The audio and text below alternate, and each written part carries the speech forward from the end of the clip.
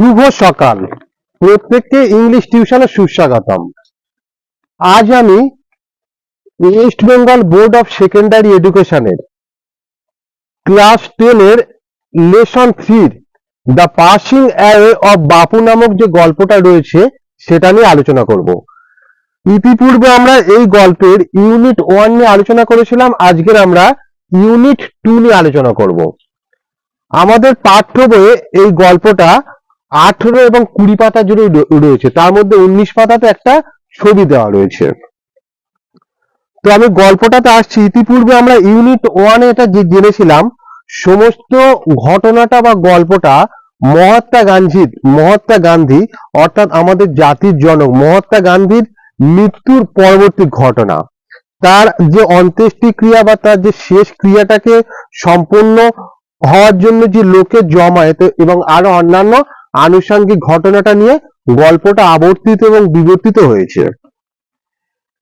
এবার ইউনিট 2 এর 18 পাতায় চলে আসছে। গান্ধীজি's funeral was to take place the day after his death. গান্ধীজির অন্ত্যেষ্টিক্রিয়াটা তার মৃত্যুর একদিন পরে সম্পন্ন হয়েছিল।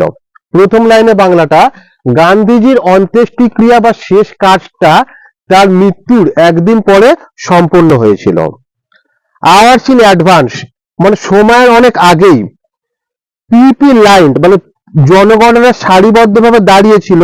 দ্য রুট রাস্তাতে, the funeral procession was to follow যে রাস্তা দিয়ে যে গান্ধীজির শবদেহটা যাবে, যে রাস্তা দিয়ে গান্ধীজির শবদেহটা যাবে সময়ের অনেক পূর্বেই লোকজনেরা সেই রাস্তার দুপাশে সারিবদ্ধভাবে দাঁড়িয়েছিল। পদ্মশ্রী মিসেস নাইডুর ডটার, পদ্মশ্রী হলেন মিসেস নাইডুর মেয়ে, spoke for us all when she said simply, তিনি আমাদের সকলের হয়ে খুব সাধারণভাবে বললেন, উই উইল ওয়াক, আমরা হাঁটবো, it is the last time we shall be walking with Bapu, এটাই শেষ সময় বা এটাই শেষ সুযোগ যখন আমরা গান্ধীজির সাথে হাঁটার সুযোগ পাবো। মানে আমরা গান্ধীজির সাথে হাঁটবো এবং এটাই গান্ধীজির সাথে আমাদের হাঁটার শেষ সুযোগ। এবারে 20 পাতায় চলে যাচ্ছে, মাঝে 19 পাতা একটা ছবি দেওয়া রয়েছে, এবার 20 পাতায় চলে যাচ্ছি আমি।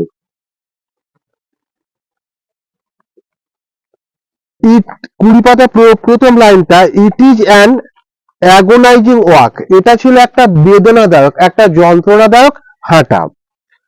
Thousand silently watch the procession, হাজার হাজার লোক নীরব ভাবে ওই যে প্রসেশনটা, ওই যে শোভা যাত্রাটা, গান্ধীজির যে মৃতদেহটা নিয়ে যাওয়ার সময় যে যাত্রাটা, সেটা যাত্রা মানে যে শোভা যাত্রাটা সেটা দেখছিল।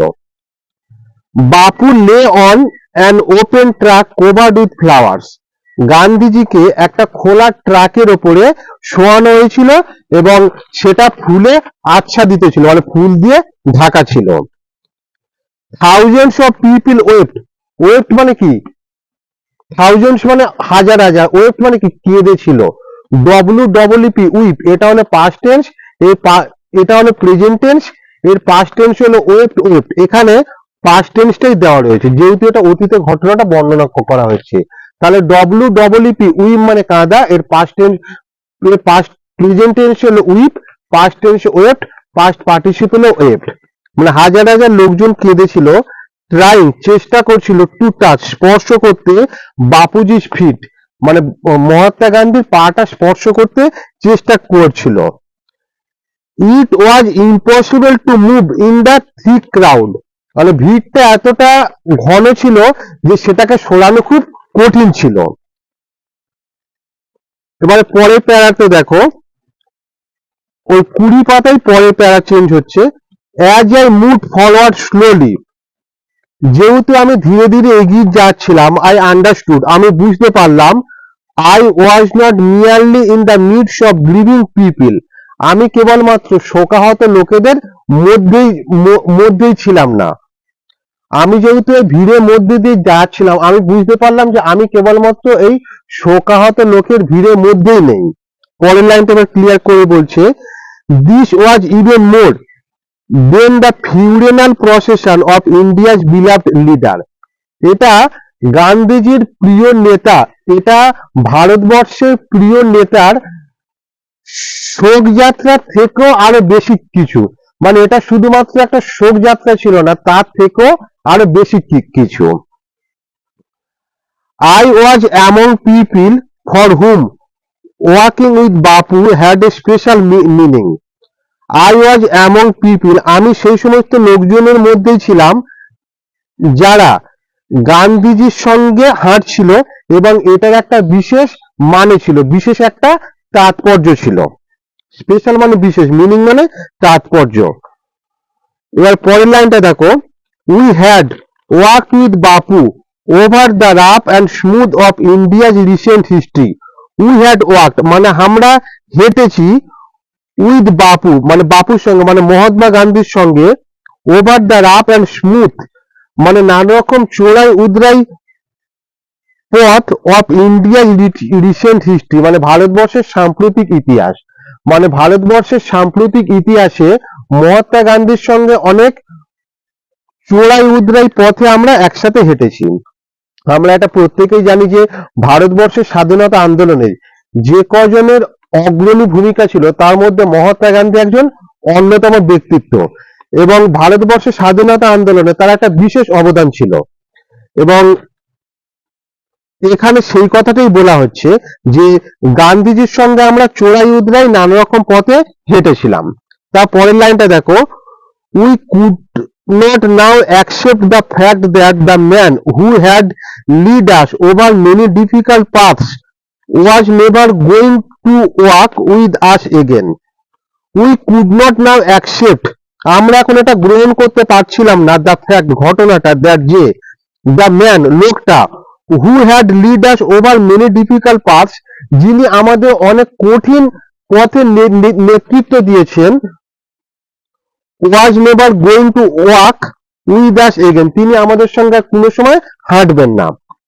আমরা এটা মেনে নিতে পারছিলাম না যে যে লোকটা বা যে ব্যক্তিটা আমাদেরকে নানা রকম কঠিন সময় নেতৃত্ব দিয়েছেন, আমাদের পাশে থেকেছেন, তিনি আর আমাদের সঙ্গে থাকবেন না বা আমাদের সঙ্গে পরবর্তীকালে আর কোনো মানে কোনো ক্ষেত্রে তিনি থাকতে পারবেন না।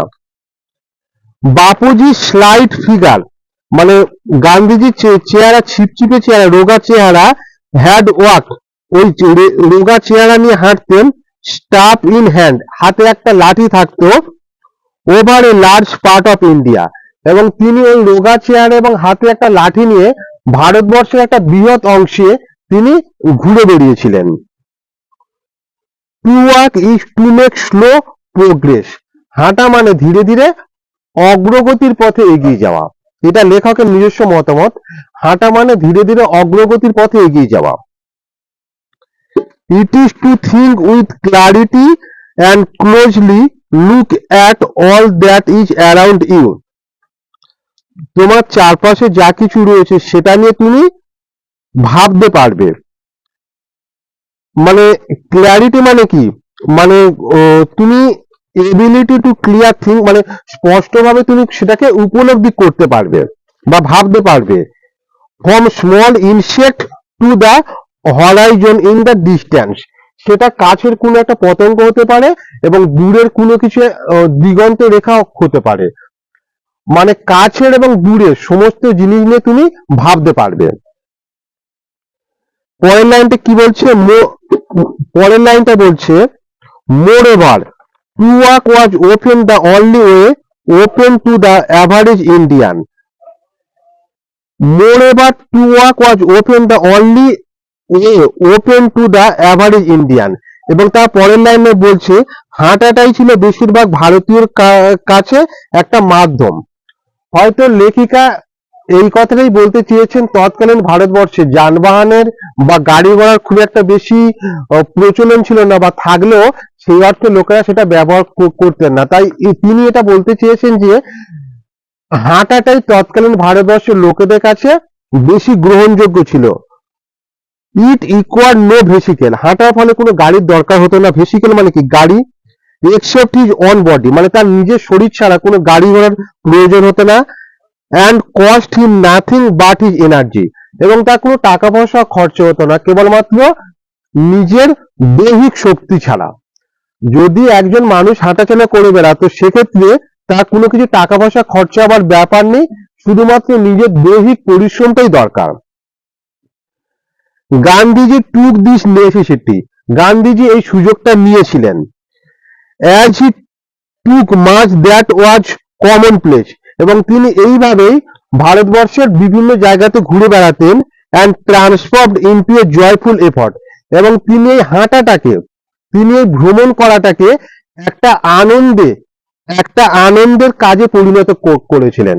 হাঁটা বা অন্যান্য কায়িক পরিশ্রমটা যেখানে মানুষের কাছে খুব কষ্টসাধ্য বলে মনে হতো, সেক্ষেত্রে তিনি এই হাঁটাটাকে একটা আনন্দের মাধ্যমে পরিণত করেছিলেন। আজকে আমরা ইউনিট 2টা নিয়ে আলোচনা করলাম। ইতিপূর্বে আমরা যে ক্লাস 10 এর ফাদার সেলফ এবং ফেবেলস এর গল্প এবং প্রশ্ন উত্তর নিয়ে আলোচনা করেছি, এবং সেটা আমাদের এই যে ভিডিওর ডেসক্রিপশন বক্সে আমরা দিয়ে রাখলাম। আমাদের চ্যানেল সম্পর্কে আপনাদের কোনো কিছু মতামত থাকলে বা এই ভিডিও সম্পর্কে মতামত থাকলে নিচে কমেন্ট বক্সে লিখে অবশ্যই জানাবেন। ধন্যবাদ।